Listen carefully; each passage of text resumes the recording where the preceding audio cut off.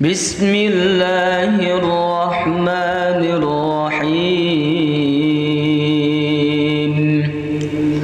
عما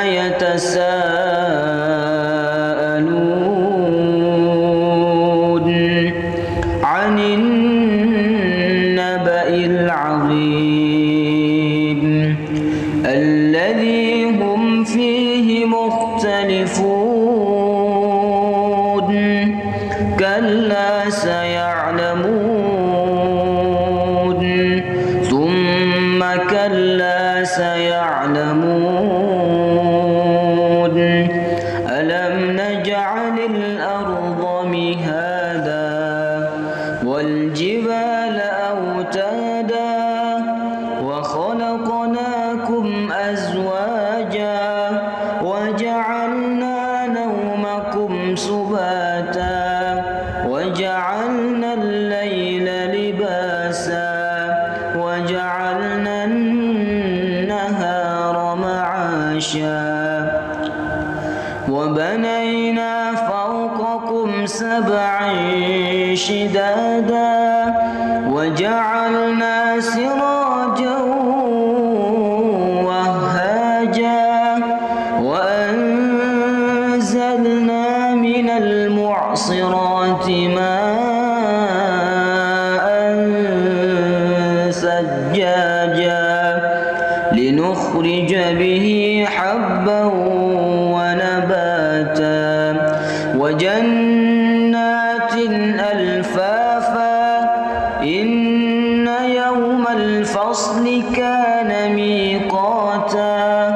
يوم ينفخ في الصور فتأتون أفواجا وفتحت السماء فكانت أبوابا وسيرت الجبال فكانت سرابا إن جهنم كانت مرصادا للطاغين مآبا لابثين فيها أحقابا لا يذوقون فيها بردا ولا شرابا إلا حميما وغساقا جزاء وفاقا إنهم كانوا لا يرجون حسابا وكذبوا بآياتنا كذابا وكل شيء أحصيناه كتابا فذوقوا فلن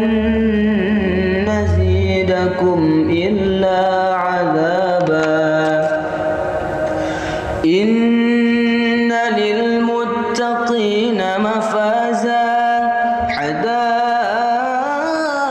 حدائق وأعنابا وكواعب أترابا وكأسا دهاقا لا يسمعون فيها لغوا ولا كذابا جزاء من ربك عطاء حسابا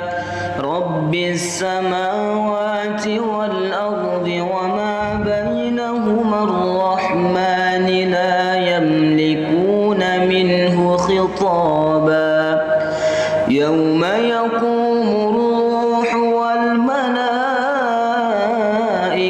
صفا لا يتكلمون إلا من أذن له الرحمن وقال صوابا ذلك اليوم الحق فمن